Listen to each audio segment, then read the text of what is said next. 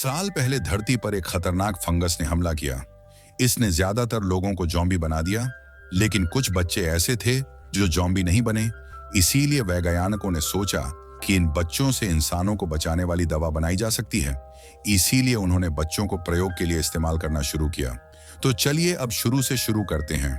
यह कहानी तब की है जब दुनिया पूरी तरह तबाह हो चुकी है और जॉम्बी हर जगह फैल गए हैं। कुछ खास बच्चे जो इंसान और जॉम्बी दोनों की तरह हैं, उन्हें प्रयोगशालाओं में बंद करके रखा गया है।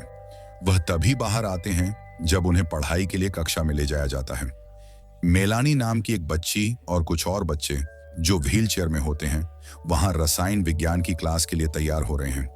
ये क्लास उनकी टीचर मिस हेलेन लेने वाली है, लेकिन मेलानी बीच में ही उन्हें रोककर कह देती है कि वह एक कहानी सुनाए। हालांकि यह बच्चे दिखने में आम बच्चों जैसे हैं, लेकिन वहां मौजूद सभी सैनिकों को उन्हें सिर्फ एक प्रयोग के लिए इस्तेमाल होने वाले जानवर की तरह देखने की ट्रेनिंग दी गई है। यहाँ सिर्फ मिस हेलेन ही अकेली इंसान है जो इन बच्चों से प्यार से बात करती हैं और उन्हें इंसान मानती हैं। फिर पढ़ाई खत्म होने के बाद बच्चों को वापस उनके सेल में ले जाया जाता है। गार्ड पूरे रास्ते उन पर बंदूक ताने रहते हैं और हर दिन उनके कमरे का दरवाजा 3 बार बंद किया जाता है। बच्चों को खाने में कीड़े मकोड़े दिए जाते हैं और हर दिन डॉक्टर केल्डवेल मेलानी से मिलने आती हैं। एक दिन वह मेलानी को एक पजल देती है। डॉक्टर कहती हैं कि एक बंद डब्बे में एक बिल्ली है, वह या तो जिंदा है या मर चुकी है। अब मेलानी को यह बताना है कि डब्बा खोले बिना वह कैसे पता लगाएगी कि बिल्ली जिंदा है या नहीं। मेलानी को यह सवाल मुश्किल लगता है। वह कहती है कि वह इस पर सोचेगी और जल्दी ही जवाब देगी। इसके बाद डॉक्टर केल्डवेल ने मेलानी से कहा कि वह 1 से 20 के बीच कोई एक नंबर बताए, जिस पर मेलानी ने 13 चुना। अगले दिन जब वह कक्षा में आई तो उसने देखा कि नंबर 13 वाले सेल में रहने वाला लड़का केनी कक्षा में नहीं आया है। अब मेलानी को शक होने लगा कि शायद उसके नंबर चुनने से केनी के साथ कुछ गलत हो गया। जब मिस हेलेन ने देखा कि बच्चे अपने दोस्त की चिंता कर रहे हैं, तो उन्होंने उन्हें एक कहानी लिखने को कहा। उन्होंने बच्चों की जंजीरें भी खोल दी ताकि वह आराम से लिख सकें। जब सभी बच्चों ने अपनी अपनी कहानी पूरी कर ली, तो मेलानी ने अपनी कहानी जोर से पढ़ने की इच्छा जताई। उसने एक सुंदर और बहादुर महिला की कहानी सुनाई जो जंगल में घूम रही थी। तभी एक बहुत बड़ा राक्षस उस पर हमला कर देता है और उसे खा जाना चाहता है, लेकिन वह औरत भागने की बहुत कोशिश करती है। फिर भी राक्षस बहुत ताकतवर होता है और उसे पकड़ लेता है। लेकिन तभी एक छोटी लड़की वहां आ जाती है और उस औरत को राक्षस से बचा लेती है। इसके बाद वह औरत और लड़की माँ बेटी की तरह साथ रहने लगती हैं और हमेशा खुश रहती हैं। जब मेलानी ने यह कहानी सुनाई तो मिस हेलेन बहुत भावुक हो गई। उनकी आंखों में आंसू आ गए, क्योंकि उन्हें लगा कि मेलानी ने कहानी में उसी औरत की जगह उन्हें दिखाया है। तभी टीचर को रोता देखकर मेलानी ने माफी मांगी और कहा कि वह उन्हें दुखी नहीं करना चाहती थी। लेकिन हेलेन मुस्कुराई, उसके पास आई और प्यार से उसके सिर पर हाथ फेरा। तभी उसी वक्त सार्जेंट एडी कमरे में आ गया। वह गुस्से में था और टीचर से बहस करने लगा। उसने कहा कि यह बच्चे खतरनाक हैं और सिर्फ दिखने में मासूम हैं, इसीलिए आपको उन्हें छूना नहीं चाहिए। फिर वह अपने बाजू को जोर से रगड़ता है और अपना हाथ इन बच्चों में से एक के पास ले जाता है। उसे इन सभी को इंसानी मांस की स्मेल आ जाती है और वह अपना कंट्रोल खो देते हैं। वह एडी को खाने की कोशिश करने लगते हैं। तभी बच्चों के साथ बुरा सलूक होता देख मिस हेलेन गुस्से में एडी को चिल्लाकर कहती हैं कि वह उनकी क्लास से बाहर चला जाए। फिर वह बच्चों को शांत करती हैं और पढ़ाई जारी रखती हैं। बाद में जब मेलानी को फिर से उसके सेल में ले जाया जाता है, तो वह सार्जेंट एडी से कहती है, अगर मेरे पास सारी बुराई को बंद करने के लिए एक डब्बा होता तो मैं तुम्हें उसमें बंद कर देती, तुम्हारी बुरी बातों की सजा के लिए। जिसे सुनकर एडी बहुत गुस्सा हो जाता है और उसे ऐसे ही चेयर पर छोड़कर चला जाता है। तभी उस शाम मेलानी अपनी चेयर से बंधी हुई होती है और हिल भी नहीं सकती। जब मिस हेलेन उसे देखने आती हैं, तो उन्हें पता चलता है कि मेलानी को पूरे दिन हथकड़ी में रखा गया है।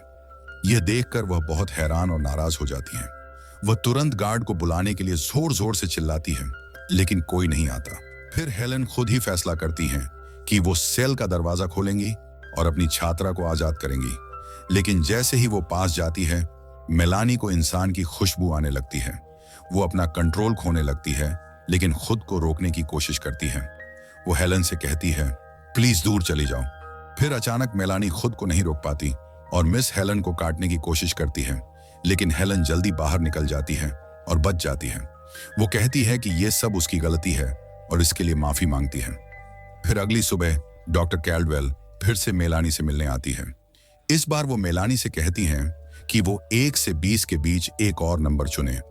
मेलानी खुद का ही एक नया नंबर सुनती है, हालांकि उसे अंदर से डर है कि इस बार भी कुछ बुरा हो सकता है। फिर कुछ ही देर बाद जब गार्ड बच्चों को क्लास में ले जाने आते हैं तो मेलानी हमेशा की तरह अपनी सीट पर बैठ जाती है, लेकिन उसे ये खबर मिलती है कि इस बार वो क्लास में नहीं जाएगी। उसे आर्मी बेस के बाहर ले जाया जाता है। वहां वो देखती है कि सैकड़ों ज़ॉम्बी लोहे की फेंस को तोड़ने की कोशिश कर रहे हैं ताकि अंदर आ सकें। फिर सार्जेंट डी उसे डॉक्टर कैल्डवेल की लैब में ले जाता है। वहां मेलानी को एक बेहोश करने वाला इंजेक्शन दिया जाता है। जैसे ही मेलानी बेहोश हो जाती है, डॉक्टर और उसका साथी उसे व्हील चेयर से उठाकर एक स्ट्रेचर पर लिटा देते हैं और उस पर टेस्ट शुरू कर देते हैं। उसी समय मिस हेलन वहां आ जाती है। वो डॉक्टर से कहती हैं कि अब वो उसका साथ नहीं देंगी, जिसे सुन डॉक्टर उससे शांति से बात करती है और उसे मना लेती है कि वो फायर एक्सटिंग्विशर नीचे रख दे। लेकिन अचानक डॉक्टर चालाकी से उस पर मिर्च स्प्रे से हमला कर देती है और अपने साथी को कहती है कि वो हेलन को पकड़ ले। साथ ही वो सिक्योरिटी को बुलाने का भी उद्देश्य देती है। फिर डॉक्टर हेलन से माफी मांगती है और कहती हैं कि वो उसकी भावनाओं की इज्जत करती है। लेकिन मेलानी इस वैक्सीन का सबसे जरूरी हिस्सा है जिसे वो बना रही है, इसलिए हजारों लोगों की जान बचाने के लिए मेलानी की कुर्बानी जरूरी है। तभी अचानक सुरक्षा अलार्म बजने लगता है। इसका मतलब है कि ज़ॉम्बी अब बेस के अंदर घुस चुके हैं। जब डॉक्टर का साथी खिड़कियां बंद कर रहा होता है तो एक ज़ॉम्बी उस पर हमला कर देता है, जिसे देखकर डॉक्टर उसे बचाने के लिए दौड़ती है और ज़ॉम्बियों से लड़ने की कोशिश करती है। इसी दौरान उसे बचाने के लिए उसका हाथ काट देती है ताकि पूरी ज़ॉम्बी न बने, लेकिन तब तक बहुत देर हो चुकी होती है क्योंकि उसका साथी पहले से ही ज़ॉम्बी बन चुका होता है। इसलिए डॉक्टर को वहां से भागना पड़ता है। मेलानी जो खुद आधी ज़ॉम्बी है, उस पर ज़ॉम्बी हमला नहीं करते। तभी वो पास रखा एक औजार उठाती है और अपने आप को स्ट्रेचर से आजाद कर लेती है। फिर वो तंबू के बाहर जाती है और देखती है कि सिपाही ज़ॉम्बियों से खतरनाक लड़ाई लड़ रहे हैं। तभी उसी समय वो देखती है कि 2 गार्ड मिस हेलन पर हमला कर रहे हैं, तो वो बहुत गुस्सा हो जाती है और दोनों गार्डों की गर्दन पर काट लेती है। इसके बाद मेलानी थक कर गिर जाती है। तभी हेलन उसे उठाकर युद्ध के मैदान से दूर ले जाती है। उसी समय जब ज़ॉम्बियों की भीड़ हेलन पर हमला करने वाली होती है, तभी एक सेना का टैंक वहां आ जाता है। टैंक की मदद से हेलन और मेलानी दोनों इस खतरनाक जगह से भागने में कामयाब हो जाते हैं। जब वो एक सुरक्षित जगह पर पहुंचते हैं तो सार्जेंट डी को पता चलता है कि मेलानी भी गाड़ी में है, इसलिए वो उसे गोली मारने की तैयारी करता है। लेकिन मिस हेलन तुरंत अपने शरीर को मेलानी के आगे ढाल बनाकर उसकी रक्षा करती है। फिर वो गाड़ी का दरवाजा खोलती है ताकि मेलानी पहली बार आजादी महसूस कर सके। मेलानी अब आजाद है, लेकिन उसे समझ नहीं आता कि वो अपनी आजादी का क्या करे। वो बस लॉन में जाकर बैठ जाती है। तभी डॉक्टर कैल्डवेल कहती हैं कि अगर उन्हें वैक्सीन बनानी है तो मेलानी को जिंदा रखना होगा, क्योंकि वो सबसे जरूरी बच्ची है। उसी समय मिस हेलन वहां आती है, जिसे देखकर मेलानी कहती है, मैंने कुछ बहुत बुरा किया है, मुझे उन सिपाहियों को काटने का दुख है। तभी सार्जेंट डी अब एक नई योजना बनाता है। वो कहता है कि सबको पास के कैंप जाना होगा ताकि जरूरी चीजें लाई जा सकें। ये सुनकर हेलन पूछती हैं कि वहां के स्टाफ का क्या हुआ, जिस पर सार्जेंट जवाब देता है उन्हें मरा हुआ ही माना जा रहा है, और बच्चों को लेकर वो कहता है कि वो ठीक रहेंगे क्योंकि ज़ॉम्बी ज़ॉम्बियों को नहीं खा सकते। फिर मेलानी को कार के बाहर किनारे वाली सीट पर बांध दिया गया है ताकि वो किसी टीम मेंबर पर हमला न कर सके। जब टीम सफर में होती है तो वो पानी भरने के लिए एक नदी के पास रुकते हैं, लेकिन तभी अचानक कुछ ज़ॉम्बी वहां आ जाते हैं, जिससे सभी चौंक जाते हैं। सैक उनसे लड़ने की कोशिश करते हैं और मिस हेलन मेलानी को बचाने के लिए दौड़ती हैं और उसे कार में छुपा देती हैं। लड़ाई के बीच एक सैक को ज़ॉम्बी काट लेता है, जिससे वो धीरे धीरे बदल जाता है। जैसे ही वो कार में चढ़ने वाला होता है, सार्जेंट डी तुरंत अपनी बंदूक निकालता है और उसे सर में गोली मार देता है। अब जब बाकी लोग सुरक्षित हैं तो मिस हेलन मेलानी को पूरी बात समझाती है। वो बताती है कि ज़ॉम्बी एक परजीवी फंगस की वजह से है। ये बीमारी शरीर के अंदर की गीली चीजों के जरिए फैलती है, इसीलिए जब कोई ज़ॉम्बी किसी को काटता है तो वो भी ज़ॉम्बी बन जाता है। फिर कुछ मिनट बाद सभी लोग फिर से अपनी यात्रा शुरू करने के लिए छुपने की जगह से बाहर निकलते हैं। एडी को तब पता चलता है कि गोलीबारी के दौरान एक गोली ईंधन टैंक में लग गई थी, जिससे अब गाड़ी चल नहीं सकती। इसलिए सभी को लंदन तक पैदल चलना होगा। फिर थोड़ा आराम करने के बाद वो खाने की तलाश में आसपास के घरों में जाने का फैसला करते हैं। लेकिन समस्या ये है कि पूरा इलाका भूखे ज़ॉम्बियों से भरा हुआ है। इसलिए वो एक गंध छुपाने वाला जेल लगाते हैं ताकि ज़ॉम्बी उन्हें सूंघ न सके। इसके अलावा उन्हें एकदम शांत रहना होगा, वरना ज़ॉम्बी उन पर हमला कर सकते हैं। फिर धीरे धीरे टीम आगे बढ़ती जाती है। तभी अचानक वो एक ज़ॉम्बी महिला को देखते हैं जो एक बच्चे की गाड़ी को धीरे धीरे धकेल रही होती है, जिसे देख सभी लोग वहीं रुक जाते हैं और एकदम चुपचाप खड़े हो जाते हैं ताकि ज़ॉम्बी उन्हें न देख सके। लेकिन तभी डॉक्टर कैल्डवेल को यह जानने की कोशिश करती है कि उस गाड़ी में क्या है। वो ज़ॉम्बी महिला के पास जाती है और धीरे से गाड़ी में पड़ा कंबल उठाती है। वो ये देखकर डर जाती है कि गाड़ी के अंदर बच्चा नहीं बल्कि एक इंसानी चेहरा खाया हुआ होता है। डॉक्टर डर के मारे अचानक एक छोटी सी आवाज निकाल देती है, जिससे पास के कुछ ज़ॉम्बी जाग जाते हैं। तभी एडी और कैल्ड जल्दी से उसको सर में गोली मारते हैं। अब टीम को जल्दी करना होता है क्योंकि सभी ज़ॉम्बी एक साथ जाग गए तो वो हमला कर देंगे। फिर कुछ देर बाद उन्हें एक वीरान गोदाम मिलता है और वो वहां जाकर छुप जाते हैं। उनकी योजना है कि इस जगह को थोड़ी देर के लिए आराम और छुपने की जगह के रूप में इस्तेमाल करेंगे। लेकिन सबसे पहले उन्हें यह देखना है कि अंदर कोई खतरा तो नहीं है। इसलिए हेलन और एक सैग गोदाम के चारों ओर घूमकर सब कुछ चेक करने जाते हैं। उधर डॉक्टर कैल्डवेल मेलानी पर नजर रखती है क्योंकि उसे बाहर जाने की इजाजत नहीं है। इस मौके का फायदा उठाकर मेलानी डॉक्टर से पूछती है, मैं कहां से आई हूं? जिस पर डॉक्टर जवाब देती है कि सार्जेंट एडी और बाकी सैग जब बचाव के लिए शहरों में जाते थे तो एक बार उन्हें एक अस्पताल मिला। वहां उन्होंने कुछ बहुत अजीब चीजें देखी, जैसे कि आधे इंसान और आधे ज़ॉम्बी बच्चे। लेकिन बाकी ज़ॉम्बी बच्चों से अलग ये बच्चे सोच सकते थे, बात कर सकते थे और आम इंसानों जैसे बर्ताव कर रहे थे। उन बच्चों को जहां से उठाया गया था वहां पर उनकी माओं के पेट फटे हुए थे और उनके अंदर के अंगों को किसी ने खा लिया था। डॉक्टर कैल्डवेल का मानना है कि यह सब एक ही घटना में हुआ था। सभी औरतों पर एक साथ अटैक हुआ। उनके पेट में जो बच्चे थे उन्हें प्लेसेंटा सिंटरमा लग गया। जब इन बच्चों के शरीर पूरी तरह बन गए तो उन्होंने अपनी मां के पेट के अंदर से बाहर निकलने के लिए उन्हें अंदर से खा लिया। ये कहानी सुनकर मेलानी समझ जाती है कि डॉक्टर कैल्डवेल उसे वैक्सीन बनाने के लिए गिनी पिग की तरह इस्तेमाल क्यों करना चाहती हैं। इसी बीच में मिस हेलन इस इमारत के अंदर धीरे धीरे आगे बढ़ रही होती है। तभी उन्हें जंजीरों में बंधा एक ज़ॉम्बी दिखता है। वो तुरंत उसे मार देती है। फिर सारी जांच के बाद सब लोग इस नतीजे पर पहुंचते हैं कि यह जगह सुरक्षित है। इसलिए वो तय करते हैं कि उस रात वहीं आराम करेंगे। जब सभी सो रहे होते हैं तो मिस हेलन मेलानी को साफ कपड़े देती है और कहती हैं कि सुबह वो उसके लिए खाना लाने की कोशिश करेगी। लेकिन सुबह सुबह सार्जेंट एडी देखता है कि इमारत के बाहर बहुत सारे ज़ॉम्बी घूम रहे हैं, इसलिए अब बाहर जाना बहुत खतरनाक है। मेलानी तब एक आइडिया देती है। वो कहती है कि वो बाहर जाकर ज़ॉम्बियों का ध्यान भटकाएगी ताकि बाकी लोग सुरक्षित रह सकें। अब उनके पास कोई और तरीका नहीं होता तो एडी इसे बाहर जाने की इजाजत दे देता है। तभी मेलानी पास में मिली एक बिल्ली को खा लेती है ताकि इसमें ताकत आ सके। फिर वो एक घर के अंदर जाती है जहां उसे कुत्ता मिलता है। वो कुत्ते को अपनी गोद में उठा लेती है और उसे चारे की तरह इस्तेमाल करती है ताकि ज़ॉम्बी उसका पीछा छोड़ दें। इस तरतीब से पूरा ग्रुप जिंदा बच जाता है और वो कुछ और किलोमीटर आगे बढ़ जाते हैं। फिर वो ज़ॉम्बियों के एक नए झुंड से टकरा जाते हैं, जिन्हें देख वो तुरंत एक इमारत की छत पर चढ़ जाते हैं ताकि ऊपर से रास्ता देखकर भागने की कोशिश कर सकें। मेलानी इस बार भी आगे बढ़ने और सुरक्षित रास्ता खोजने की पेशकश करती है। अब वो रेडियो के जरिए टीम के बाकी लोगों से बात करती है और उन्हें रास्ता बताती है।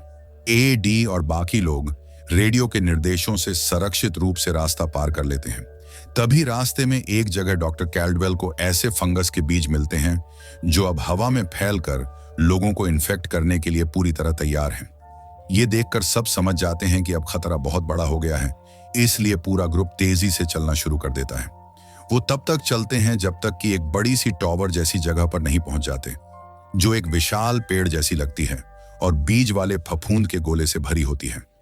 जिसे देख डॉक्टर कैल्डवेल कहती हैं कि यहाँ कोई ज़ॉम्बी नहीं है, क्योंकि ये कौवा पहले ही उनके दिमाग खा चुका है। अब ये फफूंद अपना अगला चरण यानी बढ़ने और फैलने की तैयारी में है। जब डॉक्टर इस संरचना का ध्यान से जायजा लेती है तो उसे सैकड़ों बीजाणुओं वाले गोले दिखाई देते हैं। वो कहती है कि अगर ये खुल गए तो ये पूरी दुनिया के लिए तबाही बन जाएंगे। इसी बीच सार्जेंट A.D. को पास में एक मोबाइल प्रयोगशाला मिलती है। डॉक्टर कैल्डवेल उसे बताती है कि इसका दरवाजा कैसे खोलना है। वो कहती हैं कि ये लैब पूरी तरह सील बंद और सुरक्षित है और ये सूरज की रोशनी से चलती है। फिर जब वो प्रयोगशाला में अंदर जाते हैं तो हेलन खाना ढूंढने लगती है। वहीं A.D. पैरागोन से संपर्क करने की कोशिश करता है, लेकिन उसे कोई जवाब नहीं मिलता। इसलिए उसे मोटर को ठीक करना पड़ता है ताकि ये जगह फिर से सही तरह से काम कर सके। इस बीच करण सामान लाने के लिए बाहर जाने की कोशिश करता है। तभी मेलानी कहती है कि उसे भी बाहर जाना होगा क्योंकि उसने कबूतर खाया था, लेकिन अब फिर से भूख लग रही है। फिर वो थोड़ी देर सो जाती है। जब मेलानी उठती है तो वो ये देखने जाती है कि इस इमारत के अंदर क्या है। उसे बहुत अजीब लगता है क्योंकि वो वहां ज़ॉम्बी बच्चों के एक ग्रुप को देखती है जो वहां छुपे हुए रहते हैं। ये बच्चे भी आधे इंसान आधे ज़ॉम्बी होते हैं, लेकिन ये शुरू से ही जंगल में रहकर जिंदा रहे हैं, इसलिए वो नहीं जानते कि अचानक किसी इंसान से कैसे बात करें। तभी अचानक सारे बच्चे अपनी छुपने की जगह से बाहर आ जाते हैं, जिसे देख मेलानी को शक हो जाता है कि वो सब करण के पीछे जा रहे हैं। वो जल्दी से बेस लौटती है और सबको बताती है कि करण खतरे में है। उस समय A.D. करण से रेडियो पर बात करने की कोशिश करता है, लेकिन कोई जवाब नहीं आता। असल में करण ने खाने की तलाश में एक स्टोर के नीचे घुसने के लिए अपनी यूनिफॉर्म हटा दी थी, इसलिए वो जवाब नहीं दे पाता। जैसे ही सार्जेंट A.D. करण को ढूंढने जाने वाला होता है, तभी बैरक से संपर्क हो जाता है, लेकिन तब पता चलता है कि सभी सिपाहियों के ठिकानों पर हमला हो चुका है और अब कहीं से मदद आने की कोई उम्मीद नहीं बची। फिर पूरा ग्रुप करण को ढूंढने निकलता है। मेलानी, जो आधी ज़ॉम्बी है, अपनी सूंघने की शक्ति का इस्तेमाल करती है ताकि करण को खोजा जा सके। तभी दूसरी ओर करण चौंक जाता है जब वो देखता है कि एक बच्चा उसके सामने आ गया है। वो बच्चा एक चूहे का इस्तेमाल करता है ताकि करण को अपने पास बुला सके, क्योंकि उसका मानना होता है कि सभी इंसान जानवरों को खाते हैं। करण उस लड़की की मदद करने की कोशिश करता है, लेकिन जैसे ही वो आगे बढ़ता है वो उनके जाल में फंस जाता है और तभी अचानक एक और बच्चा उस पर हमला करता है और फिर बाकी भूखे बच्चे मिलकर उसे जिंदा खा जाते हैं। जब मेलानी और उसका पूरा ग्रुप वहां पहुंचते हैं तो उन्हें सिर्फ करण के शरीर के बिखरे टुकड़े जमीन पर मिलते हैं। मेलानी को समझ में आ जाता है कि जैसे करण फंसा, वैसे ही अब हेलन और A.D. भी खतरे में हैं। मेलानी तब बच्चों से बात करने की कोशिश करती है और सार्जेंट A.D. से कहती है कि वो किसी भी बच्चे पर गोली न चलाए, क्योंकि वो सभी बस जिंदा रहने की कोशिश कर रहे हैं, जैसे कि वो खुद। फिर वो सियोज नाम के लड़के का सामना करती है जो बच्चों के ग्रुप का नेता होता है। वो उसे चुनौती देती है और दोनों के बीच लड़ाई शुरू हो जाती है। मेलानी अपनी हथकड़ी का इस्तेमाल करके लड़के की कलाई बांध देती है। उसके बाद वो एक बेसबॉल बैट उठाती है और कई बार उसके सर पर मारती है, जब तक कि वो लड़का मर नहीं जाता। ये ताकत दिखाने के बाद मेलानी अपने दोस्तों से कहती है कि वो बाकी बच्चों की तरफ न देखें और डरे होने का दिखावा करें। मेलानी की योजना ये दिखाने की थी कि बाकी इंसान उसके शिकार हैं और अगर कोई बच्चा उनका खाना छीनने की कोशिश करेगा तो मेलानी ही उसे मार डालेगी। उसके बाद तीनों फिर जल्दी से मोबाइल लैब में लौट आते हैं। वहां वो देखते हैं कि डॉक्टर कैल्डवेल ने ऑक्सीजन मास्क पहन रखा है और उन्हें कुछ समझ नहीं आ रहा होता कि क्या हो रहा है। वो कुछ कहने की कोशिश करती है, लेकिन मेलानी को जल्दी ही पता चल जाता है कि डॉक्टर ने सबको बेहोश करने के लिए नींद की गैस छोड़ी होती है। सीन अड्डे पर जब डॉक्टर का हाथ काटा गया था, तब से उसका जख्म और भी बढ़ गया है और अब वो समझ चुकी है कि वो इन्फेक्टेड हो चुकी है, यानी अब वो मरने वाली है। इसीलिए डॉक्टर कैल्डवेल अब अपने आखिरी मिशन को पूरा करना चाहती है, लेकिन उसके लिए उसे मेलानी को गिनी पिग बनाना होगा। वो जानती है कि हेलन कभी उसकी इजाजत नहीं देगी। जब वो दोबारा पीछे मुड़ती है तो देखती है कि मेलानी उसके सामने खड़ी है। पूरी तरह ठीक उसे हैरानी होती है कि मेलानी पर नींद की गैस का कोई असर नहीं हुआ, क्योंकि मेलानी के शरीर में जो फंगस है वो ऑक्सीजन का उपयोग खुद ही कर लेता है, इसलिए उसे सांस लेने की जरूरत नहीं पड़ती। अब डॉक्टर कैल्डवेल उस पर दबाव डालती है। वो कहती है, अगर तुम मेरी मदद नहीं करोगी तो हेलन और बाकी इंसान मर जाएंगे। लेकिन मेलानी को यह बात ठीक नहीं लगती कि उसे और बाकी बच्चों को मरना पड़े ताकि बड़े लोग बच जाएं। इसलिए वो डॉक्टर को अपना दिमाग प्रयोग के लिए देने से मना कर देती है। उसके बाद मेलानी एक बड़ा फैसला लेती है। वो माचिस की एक डिब्बी उठाती है और डॉक्टर से कहती है कि वो प्रयोगशाला से बाहर ना जाए, क्योंकि यही उसके लिए सबसे सुरक्षित जगह है। लेकिन डॉक्टर कैल्डवेल उसकी बात नहीं मानती और मेलानी के पीछे चल देती है। तभी मेलानी तेजी से फंगस से भरे उस बड़े टावर की तरफ जाती है। जैसे ही वो वहां पहुंचती है, डॉक्टर भूखे बच्चों से घिर जाती है और वो उसे जिंदा खा जाते हैं। टावर तक पहुंचने के बाद मेलानी माचिस जलाती है और वहां मौजूद सूखे और मरे हुए ज़ॉम्बी शरीरों में आग लगा देती है, जिससे फंगस के बीजाणु हवा में फैल जाते हैं। डॉक्टर कैल्डवेल ने बताया था कि इस फंगस के बीज आसानी से नहीं खुलते, लेकिन जब उन्हें गर्मी और नमी मिलती है तो वो फट जाते हैं और हवा में बहुत छोटे जर्रात छोड़ते हैं। अब सिर्फ ज़ॉम्बी ही खतरा नहीं है, जो भी इंसान इन बीजों वाली हवा में सांस लेगा वो भी इन्फेक्टेड हो जाएगा। जब मेलानी वापस जाती है तो वो सार्जेंट एडी से मिलती है और उसे इस बात का अफसोस होता है कि उसने उसे चैम्बर से बाहर निकलने दिया। मेलानी नहीं चाहती थी कि एडी को कोई नुकसान पहुंचे। जब एडी को सच पता चलता है तो वो बहुत दुखी हो जाता है और कहता है, मैं ज़ॉम्बी नहीं बनना चाहता। वो मेलानी से कहता है कि वो उसके सर में गोली मार दे ताकि उसे तकलीफ ना हो। फिर मेलानी कुछ इंतजार करती है जब तक कि एडी पूरी तरह ज़ॉम्बी न बन जाए और फिर उसे मार देती है। फिर कुछ मिनट बाद हेलन जागती है और मेलानी को देखने के लिए उठती है, लेकिन उससे पहले कि वो उस प्रयोगशाला से बाहर निकल पाए, वो देखती है कि फंगस के बीज हवा में उड़ रहे हैं। मेलानी जल्दी से दरवाजे पर खड़ी हो जाती है ताकि वो अपनी शिक्षिका हेलन को बाहर जाने से रोक सके और उसे इन्फेक्टेड होने से बचा सके। उस पल दोनों को समझ में आता है कि अब उनके पास एक दूसरे के अलावा कोई नहीं बचा। फिर कुछ दिन बाद मेलानी उन दूसरे बच्चों से मिलती है जो पहले उसके साथ रहते थे। वो अब एक साथ मिलकर हेलन की कक्षा में पढ़ाई करने आते हैं ताकि वो भी पढ़ना और समाज में रहना सीख सकें। मेलानी को उम्मीद है कि ये सभी बच्चे अच्छा जीवन जीना सीखेंगे। उम्मीद है आपको ये मूवी जरूर पसंद आई होगी, तो इसके लिए हमारे चैनल को सब्सक्राइब जरूर कीजिए।